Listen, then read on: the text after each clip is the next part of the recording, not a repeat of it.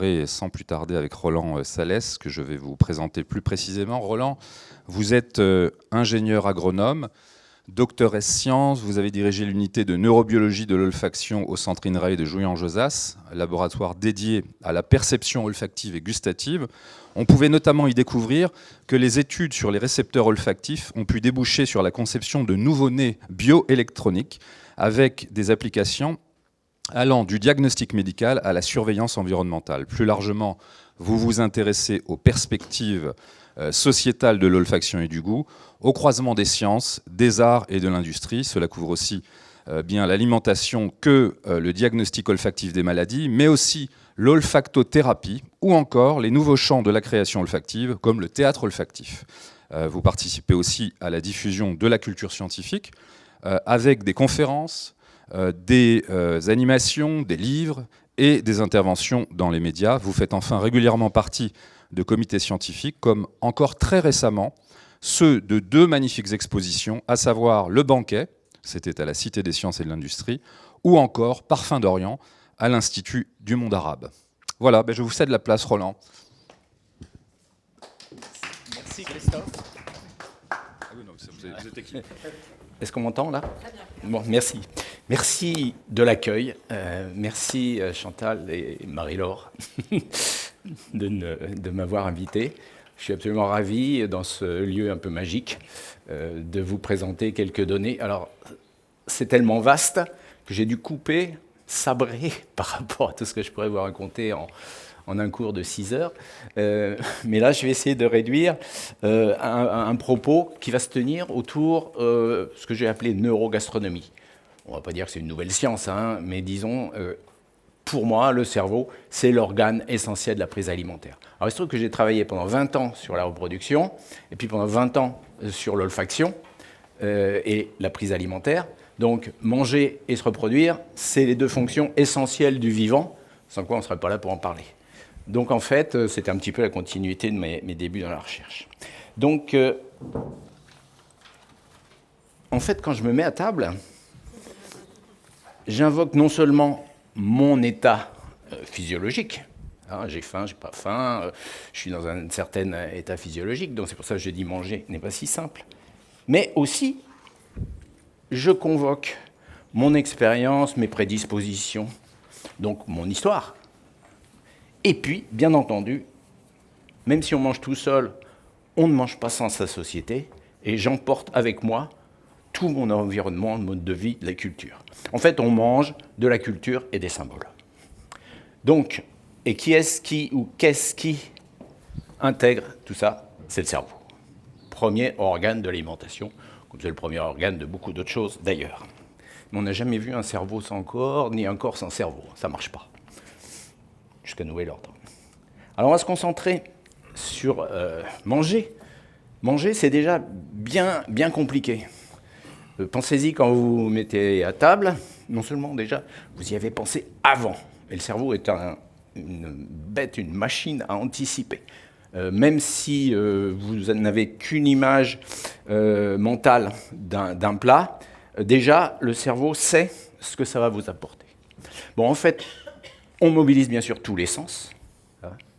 Et puis, il faut intégrer toute la gestuelle nécessaire à l'alimentation, et ça commence même avant de manger, ça commence quand on fait nos achats pour se nourrir. Songez que ce petit enfant, pour acquérir sa coordination motrice fine nécessaire à manger, il a fallu du temps. Entre simplement téter au début, qui était un geste relativement simple, et puis là, trouver la bouche avec la cuillère, il y a plusieurs essais qui sont ratés. Mais ce petit enfant, il a eu la chance de téter sa mère. Et ça, c'est peut-être le premier souvenir chargé d'affection, d'émotions qu'on a dans notre vie. Là, dans un environnement complètement sécure, le bébé, il peut s'alimenter avec un aliment extraordinairement bien fait, si je puis dire. C'est-à-dire qu'il s'adapte de jour en jour à l'évolution du petit et il lui apporte absolument tout ce qu'il faut. Donc, satisfaction totale, à la fois des sens, à la fois du point de vue émotionnel, et puis à la fois aussi du point de vue, bien sûr, métabolique. Et le métabolisme, parlons-en. Donc, en fait, une fois que c'est dans le ventre, c'est pas fini. Il y a un axe intestin-cerveau qui fonctionne sans arrêt. Et toutes les remontées des signaux métaboliques, hormonaux, qui viennent du microbiote, remontent également au cerveau. C'est-à-dire que le cerveau, il fait la synthèse de tout ça pour construire ces images de la nourriture. On le verra un peu plus loin. Puis bien entendu, on en a parlé hier, on ne mange pas dans un contexte... on mange même seul dans un contexte économique, socio-culturel, et la commensalité, finalement, manger ensemble, apporte bien d'autres satisfactions que la seule satisfaction métabolique. La tête, ça commence par là. La tête, je prétends que c'est un laboratoire d'analyse. C'est-à-dire que tous les signaux qui vont être glanés au niveau du cerveau, eh bien, vont aider à préparer la digestion et à profiter, comme disait ma grand-mère, de ce qu'on mange.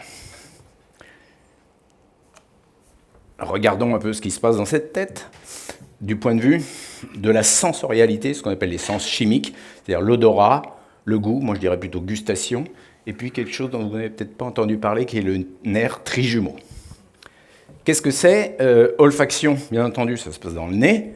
On a ici, tout en haut des fosses nasales, cet épithélium olfactif qui transforme le signal chimique des produits odorants en un signal nerveux qui est envoyé directement dans le cerveau.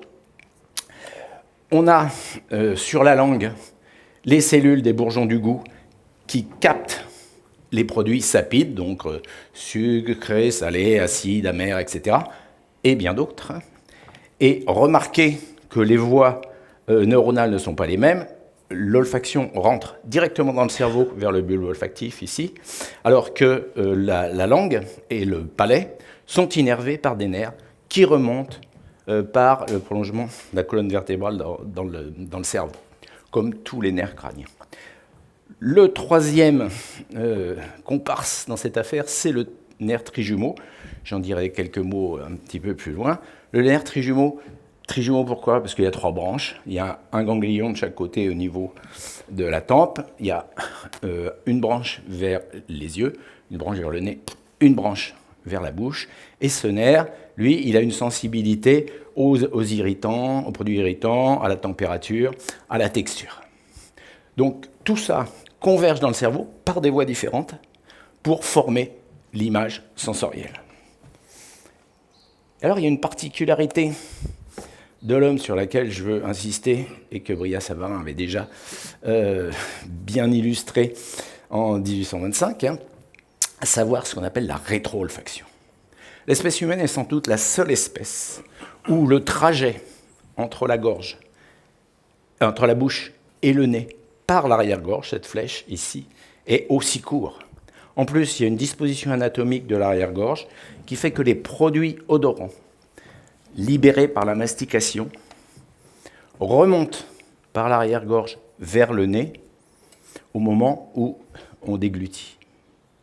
Et ça, c'est le complément indispensable, comme le disait déjà Brillat-Savarin, à ce qu'on appelle le goût au sens commun. Je pense que certains d'entre vous ont peut-être déjà fait cette expérience de se pincer le nez en mangeant quelque chose. Vous mettez un morceau de chocolat, pincez le nez d'abord. Vous mettez le morceau de chocolat dans la bouche, mastiquez, ça n'a pas de goût au sens commun.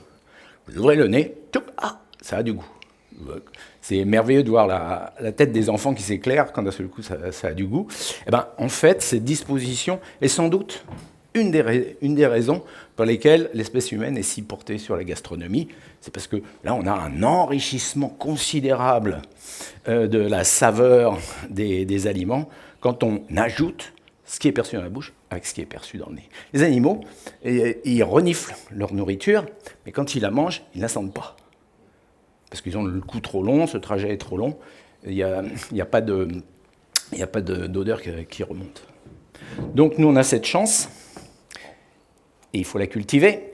Et alors, le premier sens de ces 3 sens chimiques, à savoir l'olfaction, bon, ça fait longtemps qu'on l'étudie, on peut remonter à Aristote, mais néanmoins, le boost, il manque le chiffre, ça a été la découverte en 1991 des récepteurs olfactifs qui sont situés donc tout en haut de la cavité nasale et qui ont valu quand même le prix Nobel 2004 à Linda Buck et Richard Axel, qui étaient les découvreurs de ces récepteurs. Ça, c'est l'histoire récente de l'olfaction. Et ce qui est peut-être le plus remarquable dans cette découverte, c'est non seulement que ce soit réellement une milestone, comme on dit en anglais, une découverte, un jalon, mais c'est qu'il y a beaucoup de gènes de récepteurs olfactifs. Alors, ça peut paraître,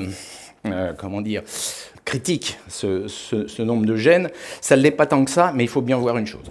C'est que tous les vertébrés ont à peu près 22 000 gènes dans leur génome.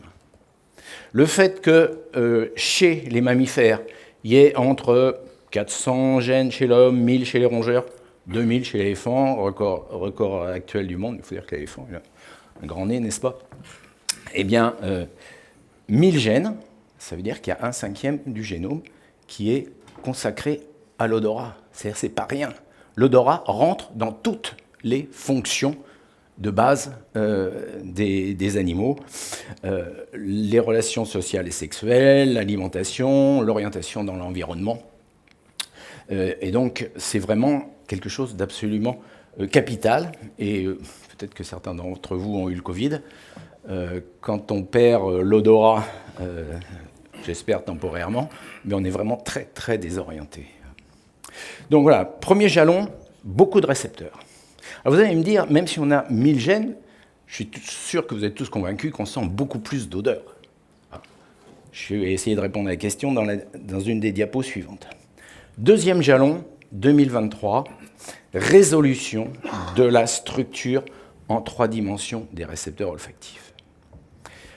Pour les biochimistes des protéines, c'est extrêmement important de connaître cette structure en 3 dimensions, parce que c'est elle qui conditionne le fonctionnement d'une protéine.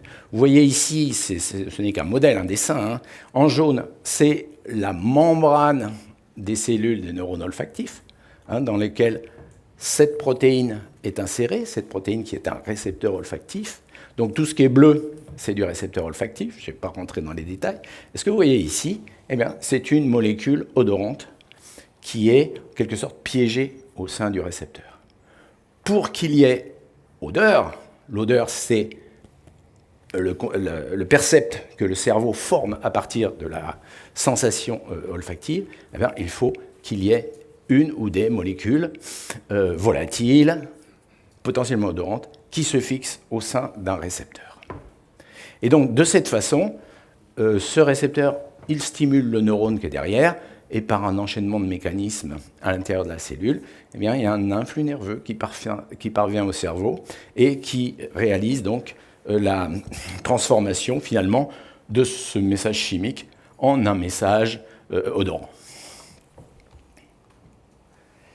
Alors, c'est un peu compliqué à commenter ça, mais j'ai essayé d'être simple. L'homme a en gros 400 gènes de récepteurs olfactifs.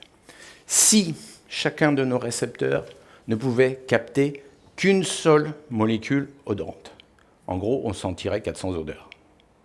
On sait bien qu'on en sent beaucoup plus. Et les dernières estimations portent plutôt sur des milliards d'odeurs potentielles.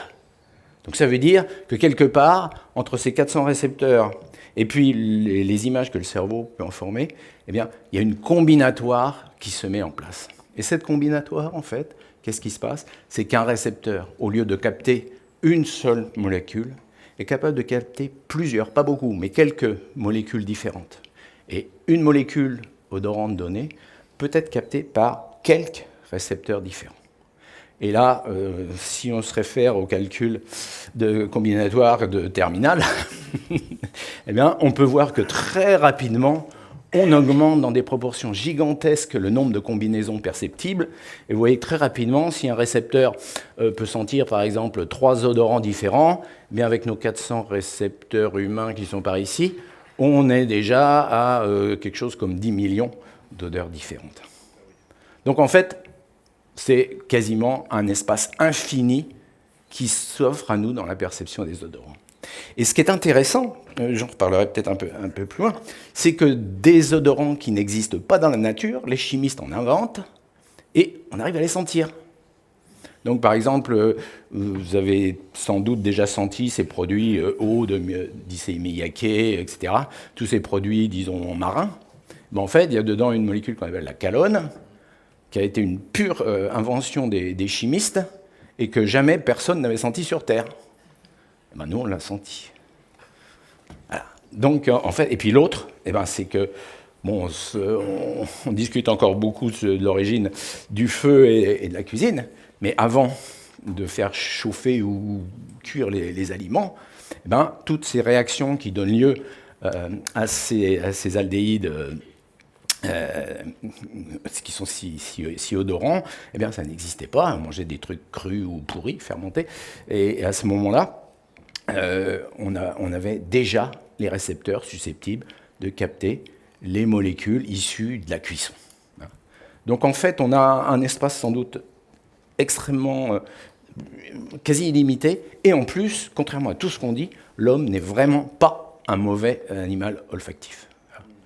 On est tout à fait capable de sentir beaucoup de choses très finement, en témoignent les professions justement qui tournent autour de l'odorat. Et ce qui nous manque, en fait, c'est qu'on est né à 1,50 m du sol, et toutes les informations intéressantes, elles sont, disons, au sol, voire même en dessous. Alors après, particularité de l'odorat, c'est que ce cheminement qui passe du nez au cerveau, eh bien, il passe directement au niveau du système, ce qu'on appelle le système limbique. Je ne vais pas rentrer dans les détails de l'anatomie du cerveau. Ce système limbique, il commence ici aux bulbes olfactifs qui sont juste dans le cerveau au-dessus des cavités nasales, se propage vers deux centres absolument importants du centre du cerveau, qui sont les amygdales. Il y en a deux. Alors, ce n'est pas l'amygdale de la gorge, hein, c'est un noyau nerveux en forme d'amande. Et l'hippocampe. Donc, amygdale, c'est le carrefour des émotions. L'hippocampe, c'est le chef d'orchestre de la mémoire.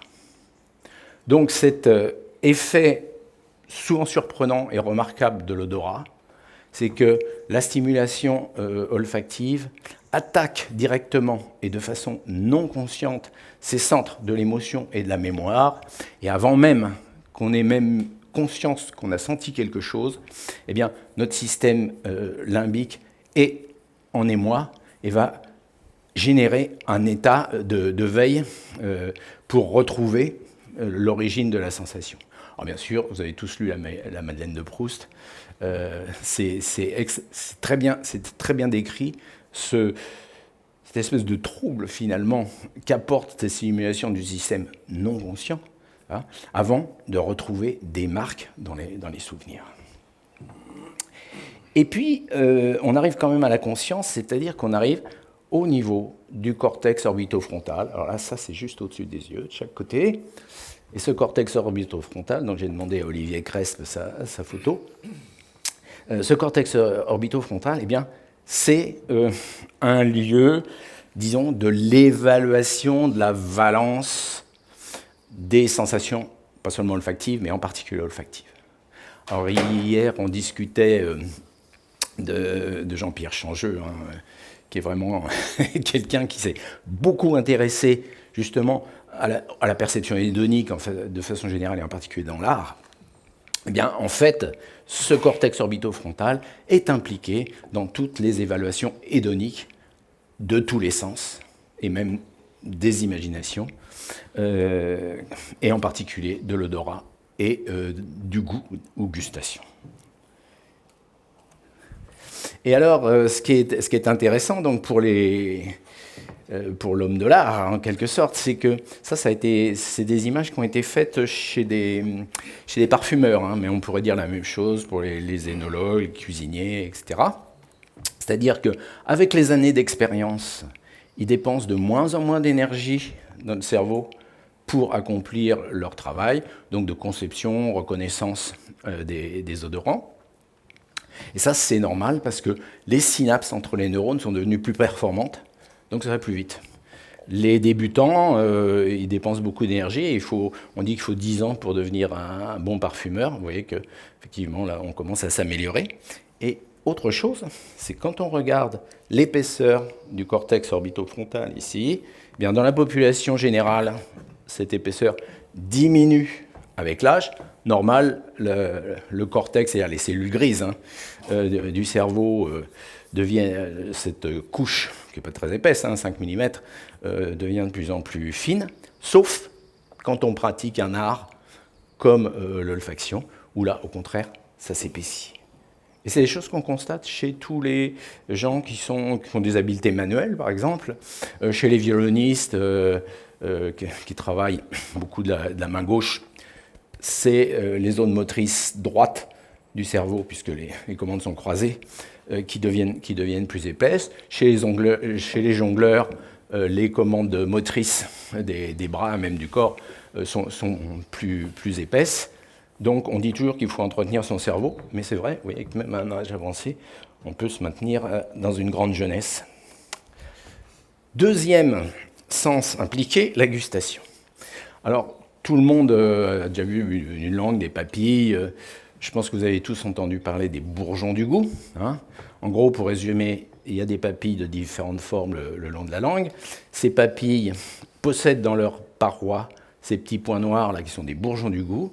Et dans les bourgeons du goût, qu'est-ce qu'il y a ? Eh bien, il y a entre autres des cellules gustatives qui envoient leurs petits filaments là, dans la bouche, et c'est ces petits filaments qui portent les récepteurs aux substances sapides. Dans un bourgeon du goût, il y a quelques dizaines, voire une centaine de cellules. Alors, oubliez ça, vous l'avez peut-être tous vu, on le trouve encore, à savoir une localisation des 4 ou 5 sens principaux sur les endroits de la langue. Ça, tous les résultats de la biologie moléculaire et des expériences de ces dernières années montrent qu'il y a une chose qui est sûre, c'est que la pointe de la langue est l'endroit le plus sensible aux différentes saveurs et que ça diminue quand on va vers le fond, mais il n'y a pas de localisation comme ça, qu'on retrouve encore dans beaucoup de livres. Alors, là aussi, il y a des récepteurs. Je ne vais pas rentrer dans les détails, mais vous savez tous, sucré, salé, où il est l'acide, il est là, amer, et puis maintenant on ajoute le gras. Même le récepteur à l'acide, c'est aussi un récepteur à l'eau, parce qu'il faut bien savoir ce qu'on boit, et il n'y a que l'eau qui est capable d'être perçue de cette façon. Et il faut bien voir une chose, c'est que ces substances sucrées et salées en particulier, sont des substances prototypiques. C'est-à-dire qu'on mange jamais, ou très rarement, une cuillère de sucre comme ça, enfin oui, les petits-enfants des fois, ni une cuillère de sel. Et tous nos aliments sont d'une complexité incroyable concernant leur composition chimique. Donc en fait, quand on déguste quelque chose, premièrement, il faut prendre le temps de déguster. Deuxièmement, on met en action tous ces récepteurs.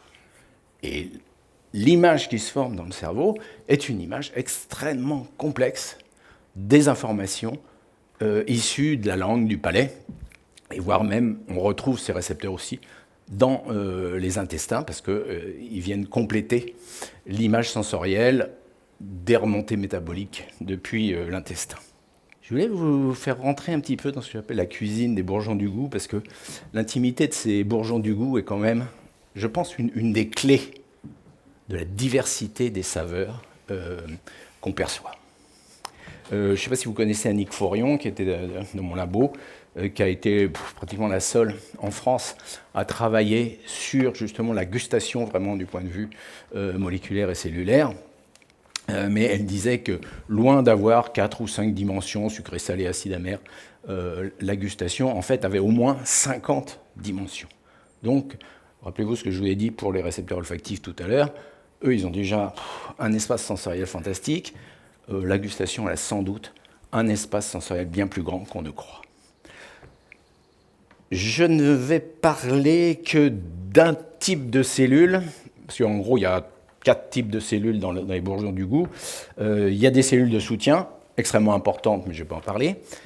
Il y a des cellules gustatives, c'est-à-dire des cellules sensorielles, qui sont de 2 types. Je vais surtout parler des types 2, on verra ça plus tard. Et puis, des cellules souches qui renouvellent les cellules du bourgeon du goût. Encore une fois, Covid, peut-être aussi, vous connaissez ou vous avez vous-même souffert d'agueusie due au Covid. Anosmie, c'est l'absence d'odorat. Agueusie, c'est l'absence de goût dans la bouche. Ces cellules sont effectivement sensibles au virus Covid. Et comme elles se renouvellent, on peut être l'objet d'une agueusie temporaire et puis récupérer la sensation gustative au bout de 15 jours ou quelque chose comme ça.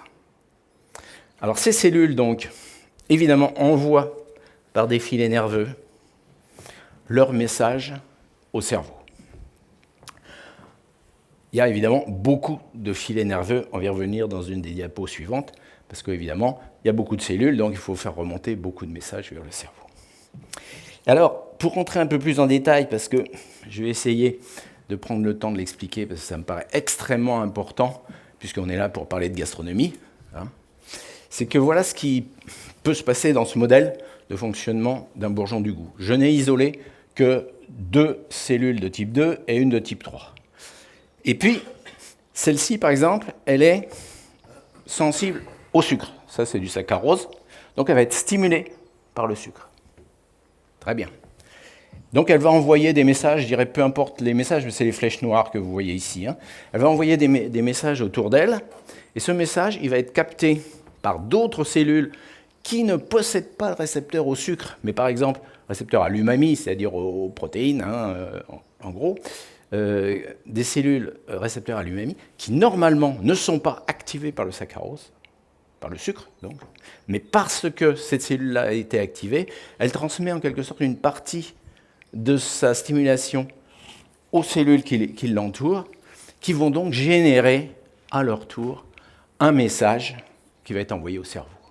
C'est-à-dire que même si je prends un produit pur, comme le saccharose ou le sel, et que je le donne aux animaux d'expérience en l'occurrence, eh bien, en fait, je ne vais pas seulement stimuler ces nerfs qui sont connectés aux cellules à sucre, mais je vais stimuler tous les nerfs qui récoltent des messages de toutes les cellules, que ce soit sucré, salé, acide, amer, etc. Et qu'est-ce que ça donne? Alors la diapo suivante est un petit peu plus compliqué, on dirait un jeu d'échecs presque, sauf que ça fait 10 par 8, donc c'est pas tout à fait un jeu d'échecs. Qu'est-ce qu'on a fait là? Eh ben, c'est basiquement ce que je vous expliquais dans la diapo précédente. C'est-à-dire que là, les gens ont mis une électrode dans 80, je reviens un petit coup en arrière, dans 80 de ces nerfs qui remontent vers le cerveau. Donc qui, a priori, sont tous connectés à une cellule différente. Et donc, quand je vais regarder avec chaque électrode ce qui se passe dans le nerf 1 jusqu'au nerf 80, je vais avoir un signal électrique ou pas. Donc, si je collecte dans 80 nerfs le signal envoyé par l'administration de sucre, de saccharose, vous voyez qu'en bleu, il y a quelques cellules qui réagissent, puis il y en a d'autres qui ne réagissent pas du tout. Et puis, si, au contraire, je donne un produit très amer, comme la quinine, vous voyez qu'il y a quelques cellules qui réagissent, quelques autres par ici, mais d'autres pas du tout. Et vous voyez là, dans ce cas-là, l'image est presque complémentaire, c'est-à-dire qu'en gros, celles qui réagissent au sucre ne réagissent pas beaucoup à la quinine et inversement. Par contre, quand j'utilise du sel de table, du chlorure de sodium, et bien là, vous voyez que vous avez une image un petit peu différente. Mais si vous cherchez bien, vous allez voir que vous avez ici, par exemple, une cellule qui répond quasiment à toutes les stimulations. Donc en fait, ce qui remonte au cerveau quand on déguste, alors là, c'est des produits purs, mais quand on déguste un mets quelconque, un complexe épouvantable, eh bien, c'est une image extraordinairement compliquée, c'est un QR code si vous voulez. Et ça, le cerveau, il tire de son chapeau une image sensorielle qui est quasiment unique pour chaque plat que l'on déguste. Alors ensuite, le message gustatif, il ne va pas au bulbe olfactif, il va dans une zone qu'on appelle l'insula. Donc l'insula, c'est une île, si vous voulez. L'insula se trouve à peu près ici, de chaque côté du cerveau. Et dans l'insula se forment les images sensorielles liées à la gustation. Donc dans l'insula, on peut trouver des indices de stimulation par les aliments, par la température dans la bouche, par la texture, etc. Donc c'est le cortex gustatif primaire, si vous voulez. C'est là que se forme l'image primaire des aliments qu'on déguste. Troisième composant, pas oublier le trijumeau. Trijumeau, comme je vous le disais, il innerve ces trois zones. Il est sensible à la texture. Il est sensible à l'irritation, y compris d'ailleurs à l'alcool. Hein. Quand on déguste du vin, je vais dire qu'en quelque sorte, l'alcool, c'est un peu un parasite. Parce que justement, il provoque cette irritation.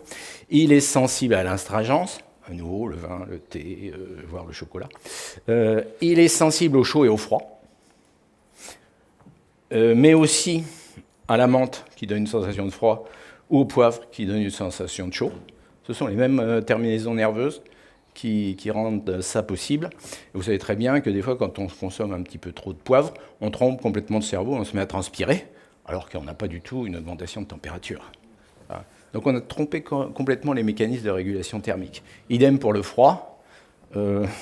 Essayez de faire une manip. Lavez-vous avec du dentifrice à la menthe. Vous allez trembler de froid. Après, par réaction, après on a trop chaud. Mais c'est vraiment quelque chose, hein, ça marche comme trait. Puis alors, bien sûr, le mieux, voilà. La sensibilité aux bulles, pourquoi on aime les bulles? Eh ben, parce que non seulement ça stimule le système trigéminal, mais aussi ça donne une sensation qu'on consomme plus d'eau qu'il n'y en a dans notre ration. Alors là aussi, c'est un peu compliqué à raconter, mais des gens à qui on a donné à boire, par exemple, 400 ml, enfin un grand verre, quoi, un grand verre d'eau, d'abord, puis après, on les laisse assoiffés pendant 24 heures, quoi, quasiment, et après, on leur donne soit de l'eau plate, soit de l'eau gazeuse. Ben, en fait, ils boivent moins d'eau gazeuse que d'eau plate, parce que l'eau gazeuse, elle donne une sensation d'apaisement de la soif bien plus intense. Alors c'est un petit peu dommage quand on rajoute du sucre, de Coca-Cola, etc. Mais néanmoins, on en profite évidemment dans toutes les boissons gazeuses. Oui. Pardon. Là, avec les bulles de champagne, vous associez une sensation de bien-être ou pas, on aime ou pas, mais comme si vous mettiez un jugement de valeur sur celle-là. Alors que sur toutes les autres, c'est plutôt on détecte une irritation, on détecte du froid. Il n'y a pas d'interprétation négative. Oui. Alors, j'ai un biais ici, parce qu'on parle de gastronomie. Ce qui est certain, c'est que le pétillement des bulles est détecté par des capteurs physiques du nerf trijumeau. Et puis, l'acidité, enfin le CO2, le gaz carbonique, lui, il provoque cette impression d'étancher la soif bien plus importante. Donc c'est plutôt un avantage. Mais vous savez tous très bien que quand on boit un petit peu trop de boissons gazeuses, ça peut aller jusqu'à faire mal, carrément, hein, à cause justement de la sensation physique. Donc j'ai un petit penchant pour le champagne. Alors, à quoi ça sert tout ça? Eh bien, le cerveau, évidemment, il travaille tout le temps. Jamais il s'arrête à raconter des trucs, 10% du cerveau, tout ça, qui fonctionnerait. Pas vrai, le cerveau, il fonctionne tout le temps à plein régime. Hein. Même quand on dort, mais il fonctionne d'une autre façon. Donc là, il se trouve qu'il travaille beaucoup parce qu'on mange. Il va former d'abord une image sensorielle, avec tous les capteurs dont je vous ai parlé là. Hein. Je lui mets un steak frites dans l'assiette, l'image sensorielle se forme et va aller chercher d'autres images reliées. C'est-à-dire que le précédent steak frites que j'ai mangé, ou j'ai mangé autre chose qui me rappelle, à l'odorat, à la saveur, etc. Et bien là, cette image sensorielle, elle est essentielle. Et bien entendu, si elle est augmentée en quelque sorte par des aspects visuels, etc., eh bien là, on a un plaisir qui est d'autant plus complet. Et puis, la tête, c'est un véritable laboratoire d'analyse. C'est-à-dire que quand ma grand-mère me disait « prends ton temps pour mâcher », elle avait raison. Parce que dans la salive, il y a un tas d'enzymes qui vont dissoudre plus ou moins les grosses molécules comme les protéines, les graisses, les amidons, par exemple, qu'on mange. Si on les dilue dans la salive et qui sont attaqués par les enzymes contenus dans la salive, eh bien, ils vont dissocier certaines des petites parties de ces macromolécules, c'est-à-dire dans les protéines, ça va être des acides aminés qui vont être libérés. Pour l'amidon, ça va être des sucres simples comme le glucose, par exemple, qui vont être libérés. Pour les graisses, pareil, les grosses molécules lipidiques vont être réduites en petites molécules. Et ces petites molécules, même si évidemment tout ce qu'on mange n'est pas réduit à ces briques de base, si vous voulez, de ces grosses molécules, eh bien, les petites molécules qui sont libérées suffisent pour notre appareil sensoriel et le cerveau pour qualifier et quantifier la ration qu'on vient de manger. Donc en fait, ça c'est extrêmement important. Dans l'espèce humaine, c'est moins visible, si vous voulez, mais quand on donne à des rats, par exemple, des rations carencées en certains acides aminés des protéines. Les protéines, c'est des assemblages d'acides aminés. Donc s'il manque des acides aminés dans la ration, eh bien, instantanément, ils vont augmenter leur prise des granulés qu'on leur donne pour avoir leur des acides aminés qui sont en basse concentration, instantanément. C'est-à-dire que cette image-là, elle est vraiment réelle. Notre tête, notre équipement, c'est un équipement d'analyse chimique. Bien entendu, anticipation du plaisir. Là, je vous laisse savourer. Et puis, important, anticipation de la satiété. Parce que même avant d'avoir mangé, grâce justement aux mémoires, à la formation de l'image sensorielle, eh ben, le cerveau sait déjà quelle ration on doit déguster pour arriver aux besoins métaboliques du jour. Donc si on a mangé trop, évidemment, on peut faire la sieste après. Et puis alors voilà, on va rentrer dans le cerveau maintenant. Là aussi, c'est une cuisine compliquée, je vais essayer de simplifier. Donc j'ai piqué un collègue, là, Luc Pénicaud, cette diapo, parce qu'elle me semble très importante.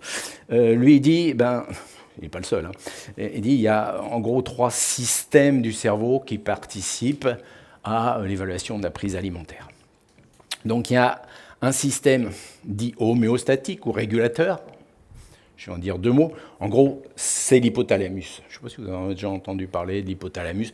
Toute petite formation nerveuse au centre du cerveau. C'est gros comme ça. Hein. Et en fait, c'est le chef d'orchestre des fonctions végétatives. Donc régulation de la prise alimentaire, de la faim, respiration, température, corporelle, reproduction, etc. C'est l'hypothalamus. Des gens à qui il est arrivé des accidents cérébraux graves où il n'y a plus de cortex, ils survivent encore parce que l'hypothalamus, il envoie les bons messages pour que le cœur batte, les poumons respirent. Évidemment, les gens ne peuvent pas s'alimenter, mais quand on leur met des perfs, ils continuent à survivre. Donc, système régulateur, extrêmement important. On mange peut-être, 30 tonnes d'aliments au cours de notre vie. C'est pas pour ça qu'on devient gros comme des dinosaures, parce que justement, notre système homéostatique, il marche quart de poil. Deuxième système, alors là, c'est celui qui vient un petit peu troubler le jeu, c'est le système hédonique, le système du plaisir. Hein. Et puis, bien entendu, notre système cognitif. On l'a vu encore hier avec tous les aspects culturels, politiques, etc. Tout ça, c'est dans notre cerveau. Donc, en fait, s'il n'y avait pas ces 2 systèmes supplémentaires, l'hypothalamus, il ne fait pas de gastronomie, hein, il bouffe. Par contre, ces 2 systèmes-là, alors là, oui. Et ça, vu le développement de notre système cognitif, justement, c'est tout ce cerveau, en particulier les zones frontales, on peut dire que là aussi, c'est une grande spécificité de l'espèce humaine. Voilà. Alors, hypothalamus, je ne vais pas rentrer dans les détails, parce que déjà, vous voyez, cette diapo-là, c'est compliqué.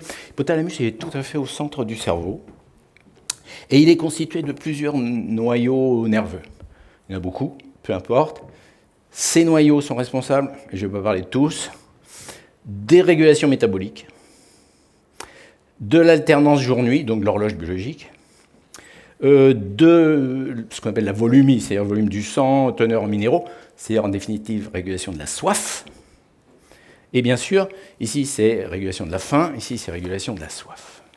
Donc ce petit noyau nerveux de rien du tout, eh ben, il contrôle tout un tas de fonctions absolument capitales pour notre cerveau, pour notre organisme. J'ai juste illustré un point qui est peut-être pas très bien connu, c'est que notre métabolisme change entre le jour et la nuit. C'est-à-dire que le jour, ce qu'on mange est à peu près 3/4 consommé et 1/4 stocké, sous forme de graisse essentiellement et un petit peu de glycogène dans les muscles et dans le foie. La nuit, le métabolisme bascule.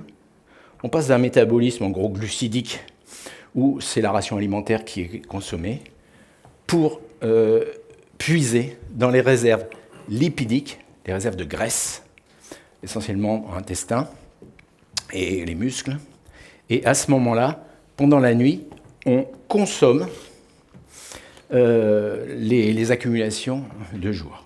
Si bien qu'en fait, on puise pendant le sommeil dans nos réserves lipidiques en particulier. Donc je dis toujours, c'est la nuit qu'on maigrit. Donc on a intérêt à dormir longtemps et à ne pas manger trop le soir, même si c'est bon. En tout cas, ça, c'est pas tellement connu, on en tient vraiment très peu compte, mais ce métabolisme jour-nuit est extrêmement important. Et alors ce qui est encore plus important, si vous voulez, c'est que toutes nos cellules de tout le corps ont une horloge biologique. Quand tout se passe bien, toutes ces horloges biologiques sont calées à la même heure. Par contre, quand, par exemple, on fait du travail posté, enfin, complètement décalé par rapport au rythme jour-nuit, hein, l'homme est un animal diurne, décalé par rapport au cycle jour-nuit, eh bien, le cerveau et l'hypothalamus est toujours à l'heure du soleil. Par contre, certaines de nos cellules, et en particulier les organes importants pour la digestion, le foie, le pancréas, etc., ils se calent sur les horaires de nos repas. Donc ce décalage des horaires des pendules induit des maladies métaboliques, en particulier surpoids, obésité, jusqu'au diabète. Dans certaines enquêtes, on va même jusqu'à certains cancers. C'est évident qu'il y a des prédispositions. Mais l'horloge biologique, on n'en tient pas suffisamment compte. Alors bien entendu, je ne peux pas rentrer dans tous les détails. On va rentrer justement dans ce deuxième aspect du cerveau, hédonisme. Ah, ça c'est le cerveau gourmand, pour reprendre le titre de notre ami André Ollet. J'ai cité Jean-Jacques Rousseau parce que je l'aime bien, enfin il est un peu décalé. Voilà. Pour lui, le plaisir découle de la satisfaction des besoins. Et ça c'est vrai, en partie, parce que quand on consomme un repas, même si n'est pas particulièrement bon, etc., comme il apporte une satisfaction métabolique, eh ben, il y a quand même une libération d'endorphines dans le cerveau, et on se sent mieux, et on se fait plaisir. Donc, J.J. Rousseau, il n'avait pas tout à fait tort. Mais, voilà, le problème, c'est qu'on ne mange pas que pour se nourrir. Alors, on conquiert, par exemple, un continent pour s'approvisionner en chocolat. Hein, l'homme occidental s'est passé du chocolat pendant des milliers d'années. D'un seul coup, il découvre ça, une nourriture rituelle au Mexique. Et puis, ça devient un marché mondial de dizaines de milliards d'euros ou de dollars. Tout ça parce que c'est bon. Il faut imaginer quand même. On arrive à rançonner la planète simplement parce que c'est bon. Alors, évidemment, la beauté de la gastronomie, c'est aussi ça, de pouvoir trouver des choses plaisantes et essentielles. Mais néanmoins, vous voyez, le pouvoir de nos sens chimiques, c'est vraiment d'induire des marchés fantastiques. Et alors, j'en ai un petit peu parlé tout à l'heure. Comment ça devient bon ? Si vous avez goûté des fèves de cabosse, franchement, c'est bon. Je vois des têtes. Bon. Mais par contre, on a découvert deux choses. La fermentation, qui est connue depuis longtemps.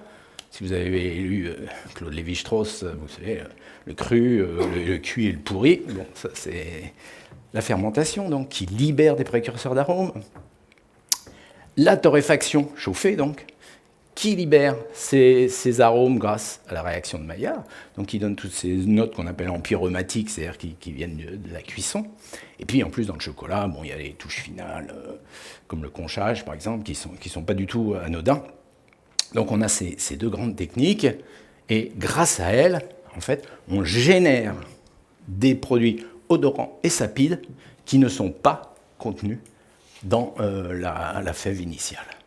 Et ça, c'est tout le secret, je dirais, de toutes nos recherches en gastronomie. C'est-à-dire qu'on essaye toujours, à partir de, je dirais, n'importe quoi, d'en faire quelque chose de consommable et quelque chose de bon. Bon dans notre contexte culturel. Je dis toujours le café, par exemple, boisson universelle, très mauvais, amer, etc. Les enfants n'en veulent pas, et pourtant, tout le monde en boit. Revenons donc à justement cette question de l'hédonisme. Mais qu'est-ce qui se passe dans le cerveau? On mange quelque chose de bon, ça va stimuler justement ces centres limbiques de l'émotion et de la mémoire, grand plaisir, mais en plus, ça va stimuler au centre du cerveau ce qu'on appelle le système de la motivation ou système de la récompense, ou encore système à dopamine. Ça, vous en avez sûrement entendu parler. Donc, on dit souvent dopamine égale addiction. Bon, c'est évidemment bien plus compliqué que ça. Mais néanmoins, ce qui se passe, c'est que les informations sensorielles qui sont collectées par ces noyaux qui sont vraiment tout à fait au centre du cerveau, un peu moins au centre que l'hypothalamus dont je vous parlais tout à l'heure, mais disons, on va dire autour, bien, elles sont collectées ici, au niveau de certains noyaux nerveux, et l'échange, le dialogue avec les zones de la raison, les zones frontales, et ces zones qui sont complètement inaccessibles à notre conscience, eh bien, il en résulte un déclenchement ou non de la prise alimentaire. Donc vous voyez, on a des entrées sensorielles et métaboliques, on a un dialogue interne au cerveau dont on ne perçoit qu'une partie, et on déclenche ou pas l'acte de manger ou de faire la vaisselle. Mais par contre, ce qui est intéressant, c'est que ces zones-là, ce système de la récompense ou de la motivation, c'est la zone des addictions. Donc à l'alcool, à la nicotine, aux drogues. Maintenant, on dit que le sucre serait addictif. Ça se discute encore, mais néanmoins, ce qu'on observe, c'est que chaque fois qu'il y a une forte motivation à manger, mais ces zones-là s'activent fortement. Et maintenant, vous savez, on peut voir le cerveau penser. Tout ce qu'on avait imaginé avant d'avoir en particulier l'IRM, l'imagerie par résonance nucléaire, et ben, en fait maintenant se confirme dans la tête des gens observés. Et puis le contrôle cognitif. Alors ça, évidemment, c'est chacun son histoire. Chacun son histoire, ça commence dans le ventre de maman. Dans cette expérience, vous en avez peut-être entendu parler, hein, les collègues de Dijon ont donné de l'ani à déguster à des femmes enceintes dans le dernier tiers de la grossesse. Et puis après la naissance, elles ont observé le comportement du bébé face à l'odeur d'ani. Ceux qui avaient été, si je puis dire, anisés in utero, eh ben, ils recherchent ce parfum et ils sont donc contents de le sentir. Par contre, ceux qui n'avaient pas été anisés, ben, eux, au contraire, ils font la grimace. Donc, il y a une mémoire transnatale. On sent, et on goûte d'ailleurs aussi, dans le ventre de sa mère, et donc on a non seulement l'expérience de son odeur, et on demande du goût du liquide amniotique, mais on a aussi certaines odeurs alimentaires qui passent dans ce liquide, et qui donc forment déjà une première expérience pour les tout-petits. Donc si vous voulez, on est déjà dans la culture, là. La nature nous offre des sens, et on va déjà les dévoyer, si je puis dire, en fonction du pays, en fonction de la famille, en fonction de l'expérience. Et ça continue après. Fatalement, ceux qui sont nés dans une famille où il y a plus de diversité alimentaire, etc., quand on retrouve les enfants à 15 mois, eh bien, ceux en particulier qui ont été allaités, breastfed, eh bien, choisissent en général plus de légumes, par exemple. Les légumes, c'est toujours un problème pour faire manger du légume aux petits, eh bien, que ceux qui ont été biberonnés, si je puis dire. Et ça continue après. Vous voyez qu'ici, à 6 ans, eh bien, des enfants qui ont eu un régime très varié jusque-là continuent à avoir une grande variété de consommation, toujours les légumes, par rapport à ceux qui ont eu une faible expérience de cette variété. Donc, capital, évidemment, ces premières années de la vie.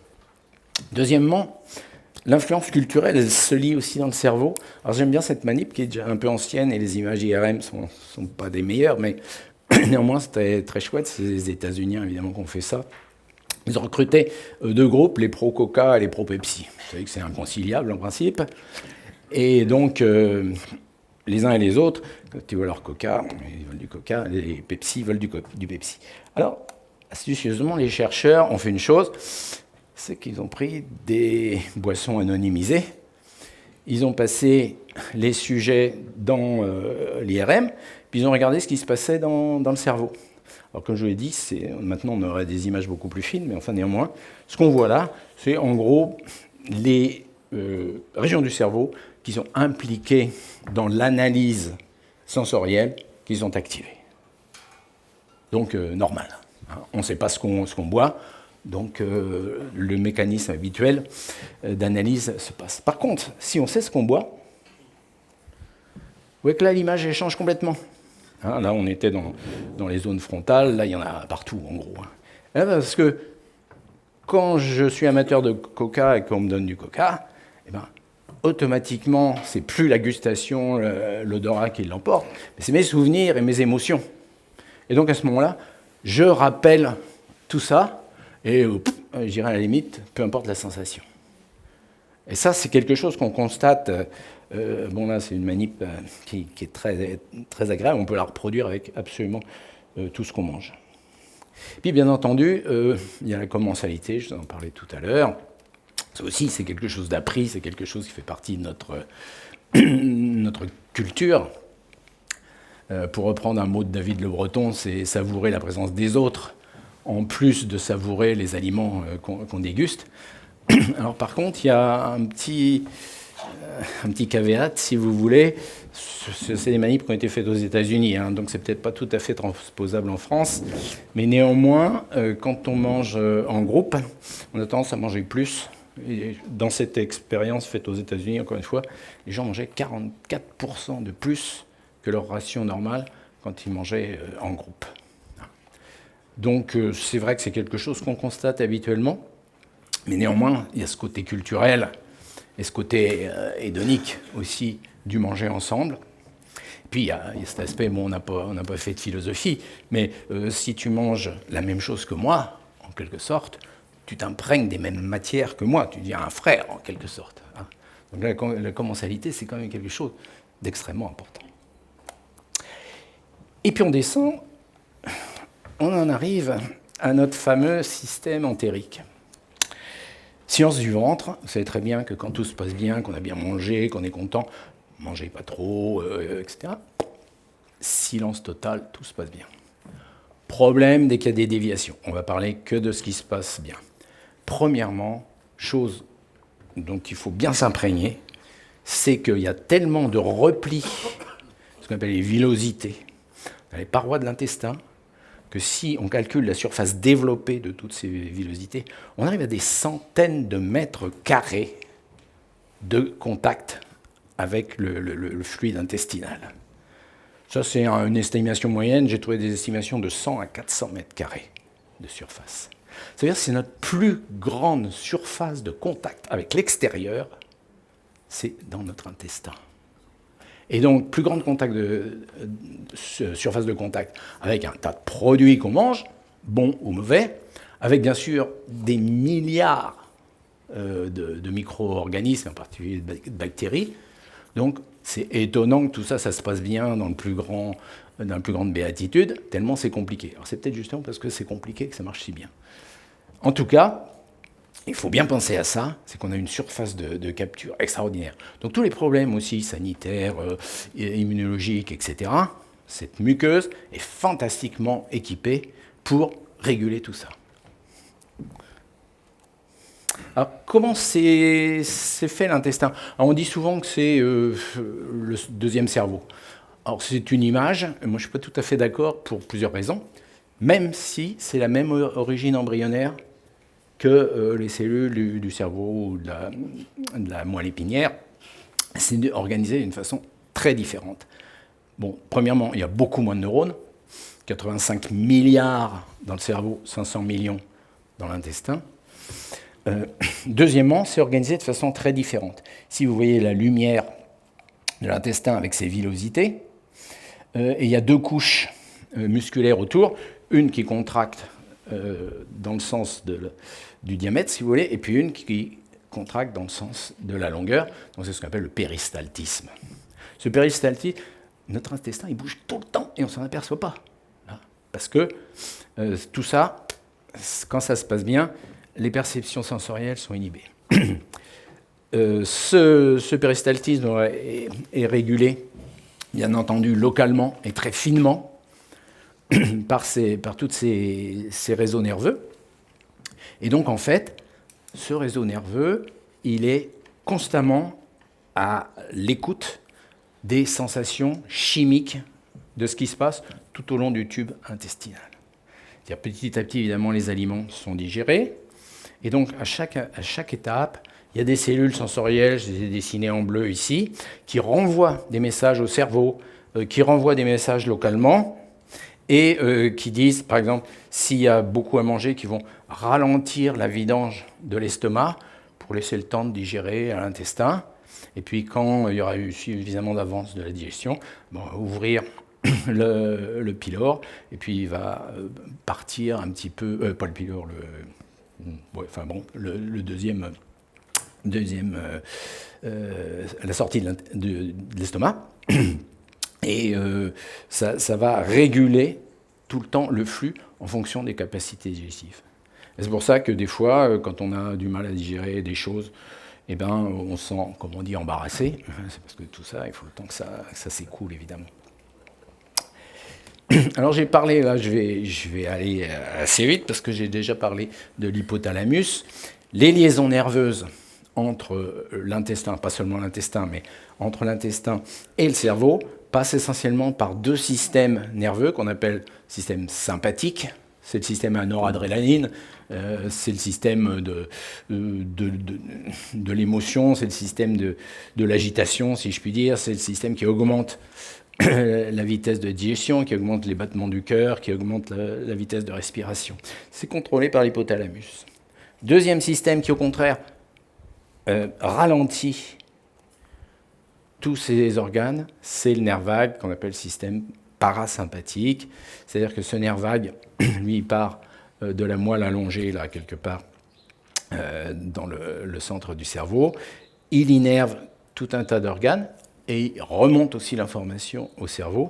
Et quand il innerve ces organes, au contraire, il ralentit leur fonctionnement, respiration, battement cardiaque. Et puis vous voyez aussi, il régule, par exemple, l'adrénaline libérée par les surrénales, et il régule d'importants organes comme le foie ou le pancréas.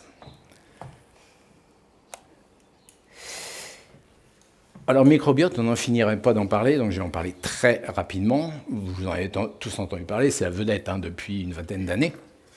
Et il se trouve qu'au centre de Jouy-en-Josas, où je faisais mes recherches, eh bien, il y a une très très grosse équipe Michaelis qui travaille depuis des années sur le microbiote animal et humain. Et c'est même, disons, une des mecs, si je puis dire, du microbiote. Il est paré de toutes les vertus, désormais, parce que il joue un rôle de protection contre les pathogènes, synthèse de vitamines, développement du système immunitaire, très important. Hein, rappelez-vous, cette surface énorme de contact avec l'extérieur. Bon, angiogenèse et génération de vaisseaux sanguins, stockage des graisses, fermentation des fibres alimentaires. Donc tout un tas de choses qu'on ne peut pas digérer sont digérées par le microbiote. L'extrême étant les ruminants, hein, c'est-à-dire qu'ils mangent de la paille. Personne ne sait tirer l'alimentation de la paille, mais comme ils ont une énorme panse avec des milliards et des milliards de bactéries qui transforment ça en sucre, les ruminants survivent de cette façon-là.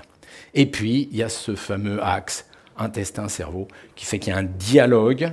Je vous ai parlé il y a un instant des messages envoyés par l'intestin ou au retour du cerveau. Eh bien, les microbes eux-mêmes sont capables de générer des produits qui vont être perçus au niveau du cerveau, et en particulier certains acides gras tout bêtes, hein, comme l'acide acétique, l'acide propionique, c'est-à-dire des petites molécules, l'acide butyrique, qui vont envoyer des messages au cerveau et qui vont jouer un rôle important dans la satiété.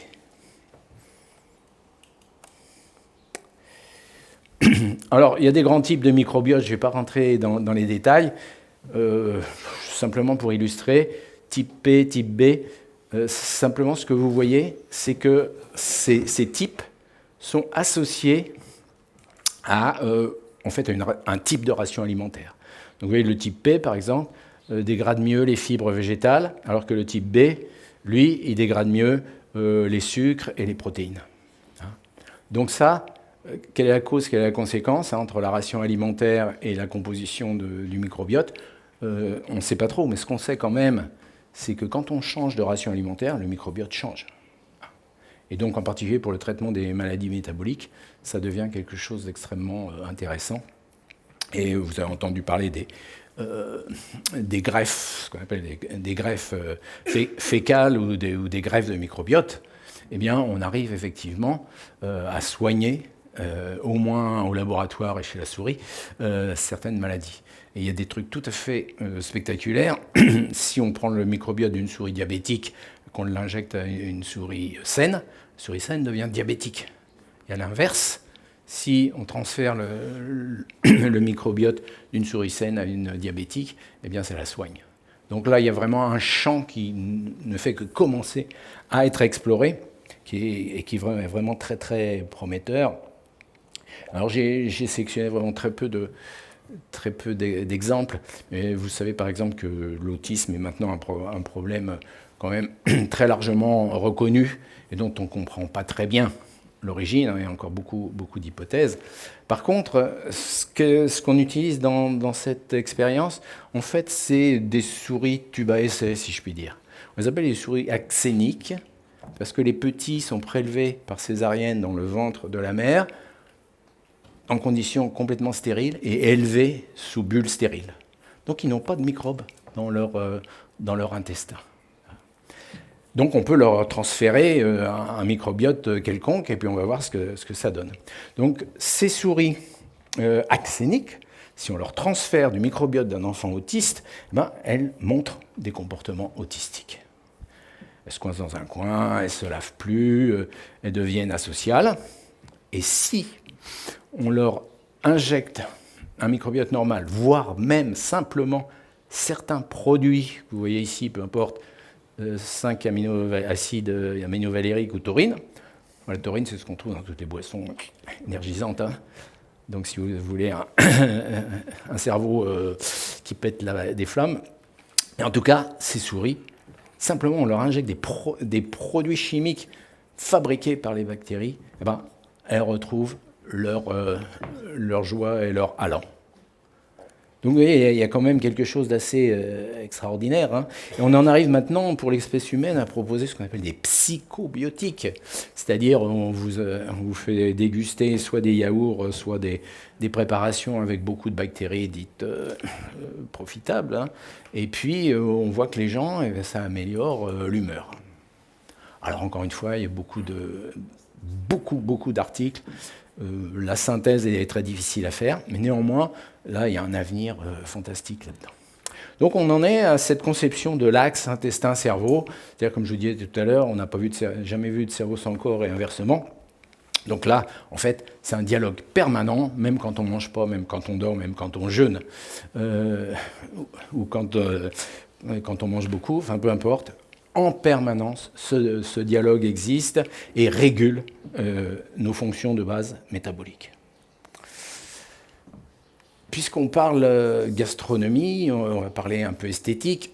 Là, encore une fois, je vais invoquer Jean-Pierre Changeux parce qu'il est plus doué que moi. Alors, il se trouve que la neuroesthétique, c'est une science un peu nouvelle. Et surtout, il n'y a pas eu beaucoup de résultats vraiment très importants depuis, disons, une quinzaine d'années. Et néanmoins, les Italiens, par exemple, ont beaucoup travaillé sur l'esthétique visuelle.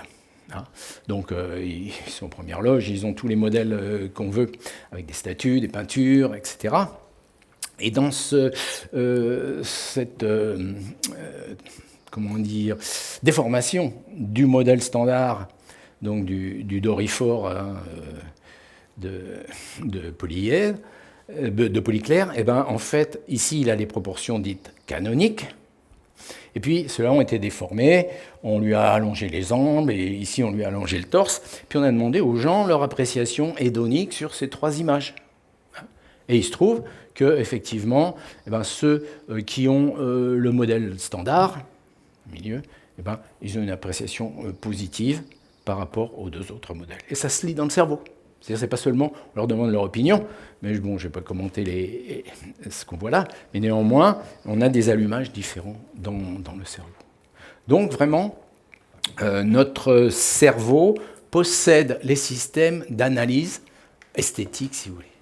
Et en fait, il se trouve que, je ne sais pas si vous vous rappelez la diapo que j'ai montrée tout à l'heure, on voyait d'un côté le système limbique, et puis de l'autre, ce système de la motivation ou de la récompense dans le centre du cerveau.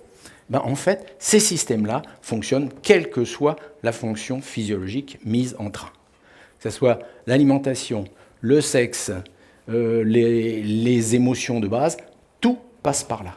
Donc en fait, la structure du cerveau peut être recyclée pour tout un tas de fonctions. Et quand on pousse un peu plus loin ces analyses esthétiques, là, on remarque aussi que c'est très sensible aux informations extérieures. Alors puisqu'on est dans un centre d'art contemporain, j'ai pris cette... c'est encore des Italiens qui ont fait ça. Donc ils ont pris plusieurs tableaux, des tableaux représentatifs et puis des tableaux abstraits. Ils ont demandé d'abord aux gens quelle est votre appréciation sur ce tableau. Alors la plupart tombaient dans la moyenne, entre j'aime pas ou j'aime, ou l'inverse. Enfin, bon. Et puis quand on les informait de l'opinion des autres participants, des pairs, si vous voulez, et à ce moment-là, ils changeaient leur opinion pour dire oui, ça me plaît, un peu plus que la moyenne. Mais par contre, quand on leur... pardon, excusez-moi, parce que j'anticipe trop. Quand on demande aux autres participants leur opinion, ou alors que les chercheurs manipulent cette opinion, c'est-à-dire, moi, j'ai embauché un sujet qui va me dire, oui, bon, ça me plaît moyennement, et puis je lui dis, oui, mais vos collègues, là, ils aiment. Ah, qu'est-ce qui se passe? Le sujet en question, je lui ai donné une fausse information, mais peu importe, il change son opinion et il fait une réappréciation plus favorable. Ça, c'est la récompense sociale. C'est-à-dire que quand on est d'accord avec ses pairs, le cerveau, il est content. Et ça se voit pour l'alimentation aussi. C'est-à-dire que là, c'est le même type d'expérience. Je regarde d'abord dans le cerveau des gens qui apprécient particulièrement un mets, ce que ça fait dans leur système de la récompense. Voilà que ça s'active très, très bien. En rouge, parfait. Mais je dis à ces gens-là, mais vous savez, vos copains, là, finalement, ils aiment pas ce que vous aimez, mais ils aiment autre chose. Qu'est-ce qui se passe? On a un changement d'activation des zones du cerveau, il n'y en a plus du tout dans les mêmes zones. C'est les zones de ce qu'on appelle la réévaluation, c'est-à-dire de la correction de l'erreur, en quelque sorte.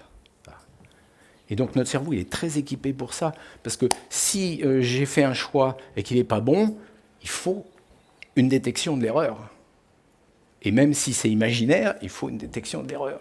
Et donc, mon cerveau, il a fait un premier choix qui n'est pas le bon, et dans notre expérience tous les jours, ça peut arriver, et ben, toc, tout un système de détection d'erreur qui fait que je corrige mon opinion, je corrige mon comportement.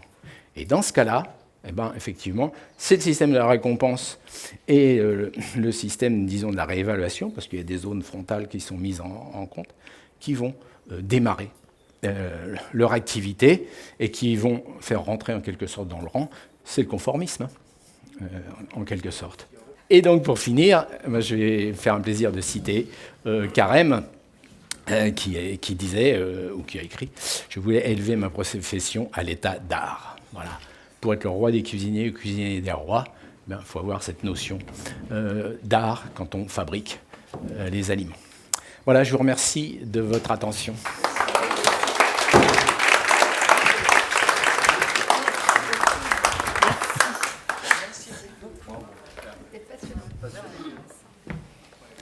Et le cerveau n'a pas fini de nous étonner. J'avais 2 questions d'ordre évolutif, en fait. Est-ce qu'on sait dans l'arbre du vivant à quel moment apparaît ce qu'on appelle un goût qu'on peut qualifier de complexe, ou si on descend à l'inverse tout en bas, genre le chimiotactisme des bactéries, c'est déjà du goût. Et ma deuxième question, c'est toujours dans un cadre évolutif, est-ce qu'il n'y aurait pas chez les êtres humains, ou peut-être plus largement les mammifères, une sorte de sensibilité plus développée pour la mer, par exemple, qui est souvent associée aux poisons, aux toxines, etc. Oui, tout à fait. Alors, évolutivement, c'est vrai que, disons, les chances chimiques existent dès qu'il y a une vie, dès qu'il y a une cellule même. Donc, les bactéries, elles ont des capteurs chimiques, et c'est un système très simple, c'est-à-dire, je capte quelque chose qui me plaît, j'y vais, je capte quelque chose qui ne me plaît pas, je me sauve. Est-ce que c'est vraiment du coup ? Alors, basiquement, c'est les mêmes fonctionnements moléculaires. Maintenant, la bactérie n'a pas de cerveau. Hein. Donc, on connaît des corps sans cerveau. Oui, exactement. Donc, en fait, c'est très difficile de dire si elle a une conscience, je dirais, de ce qu'elle fait. Néanmoins, ce qu'on observe, ça depuis longtemps, parce que ça se fait depuis longtemps, ces manips, c'est vraiment cette réponse plus-moins, quoi. Ça, c'est très, très clair. Et à mesure que les êtres vivants évoluent, ils deviennent multicellulaires, complexes. Donc, on confère à des systèmes sensoriels la détection des produits odorants, gustatifs. Et c'est plus une seule cellule ou un ensemble de cellules indifférenciées qui va faire une réponse individuelle. Quoique chez les plantes, les cellules des feuilles, par exemple, ou de tout organisme, possèdent une certaine individualité, justement, dans la perception des coves, enfin des produits volatiles. Des organiques volatiles. Ouais, parce que, justement, la plante, c'est très décentralisé, quand même. Et immobile, donc il faut que la sensibilité soit diffuse. Voilà, tout à fait. Songez qu'un grand arbre, par exemple, c'est 1 million de feuilles. S'il n'y en avait qu'une qui sentait quelque chose, il ne se passerait rien. Par contre, si vous avez 500 000 feuilles qui perçoivent un message, alors là, l'ensemble va réagir. Alors la deuxième question... Concernait la mer. Oui, le goût amer. Alors, il y a un truc qui est évident, c'est que les herbivores, par exemple, ont beaucoup plus de récepteurs des goûts amers que les mammifères ou les omnivores. Enfin, que les mammifères, que les omnivores. Donc en fait, c'est évidemment en lien avec l'alimentation végétale, où il y a beaucoup de produits amers, et donc qu'il faut éventuellement éviter. Hein, on dit, je me suis arrêté sur la diapo, mais vous avez vu que le récepteur du sucré, il y en a un, le récepteur du salé, il y en a un, le récepteur de l'acide, il y en a un, le récepteur umami, il y en a un. Par contre, le récepteur amer, chez l'homme, il y en a 25. Ah oui. Voilà.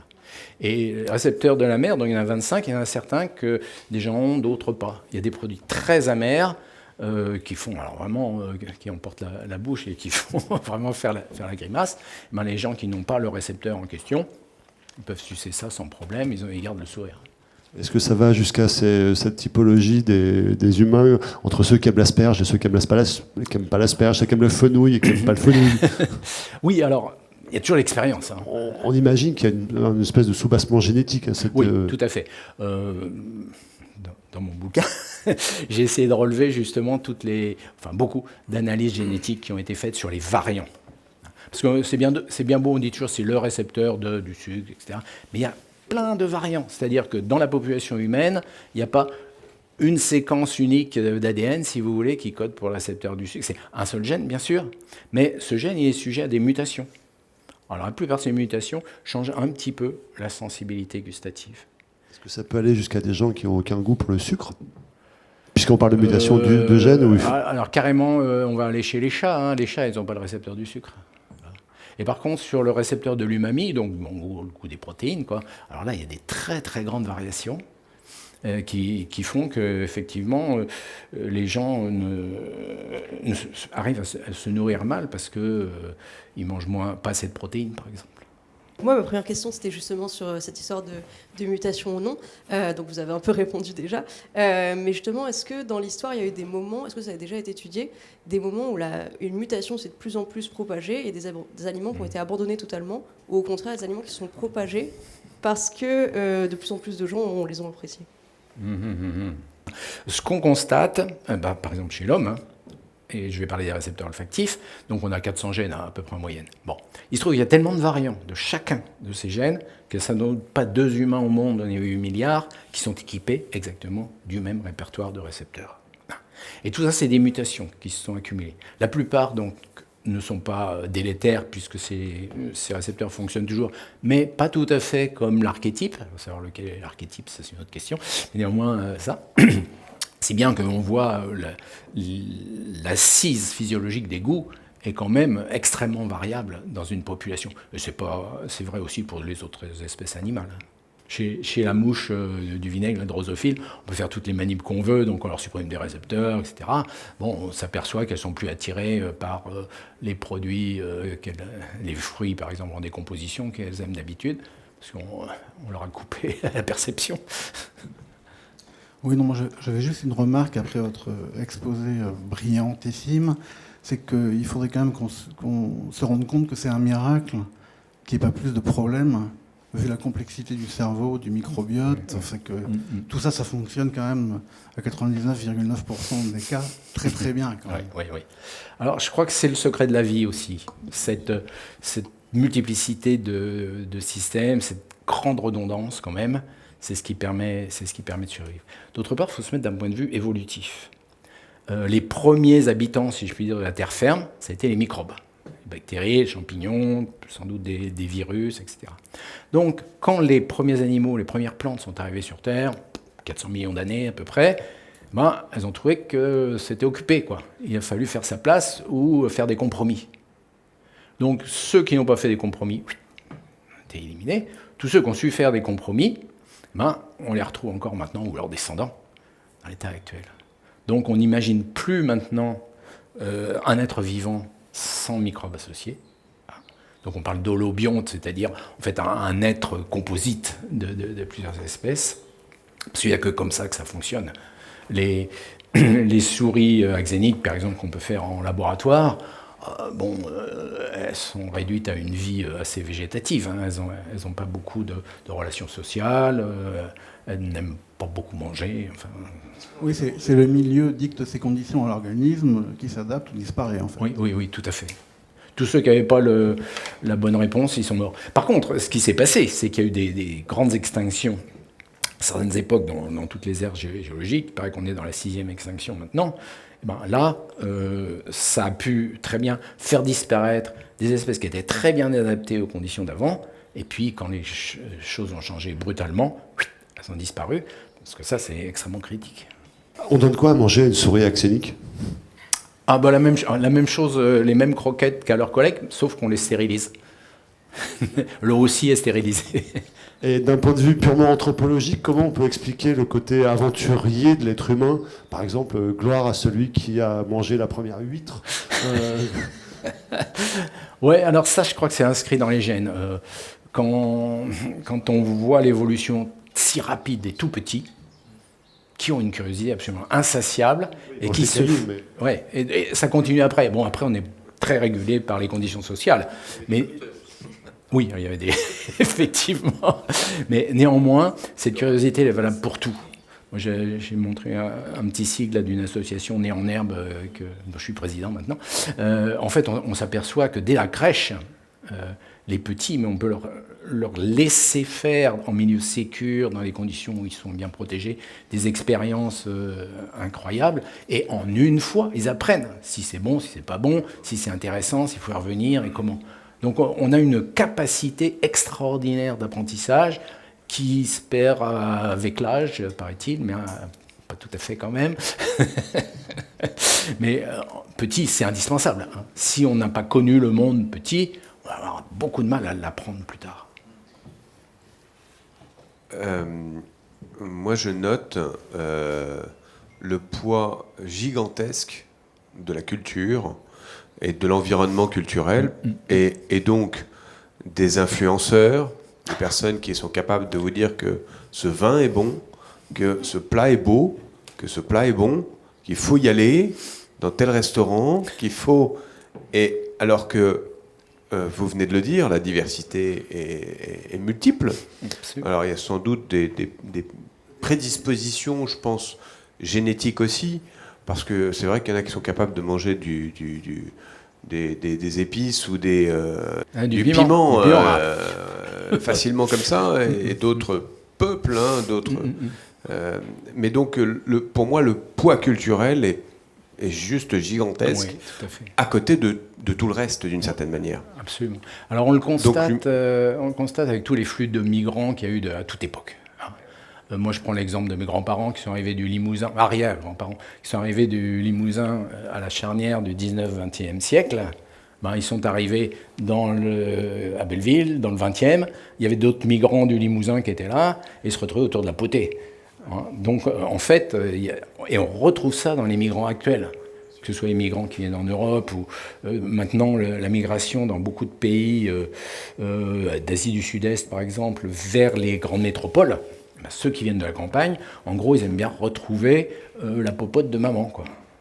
Ça, c'est vraiment une caractéristique culturelle. Et après, il y a des compromis culturels, c'est-à-dire qu'on se retrouve dans les pays multiconfessionnels, par exemple. Alors, il ne faut pas manger de porc, il ne faut pas manger de vache, voilà.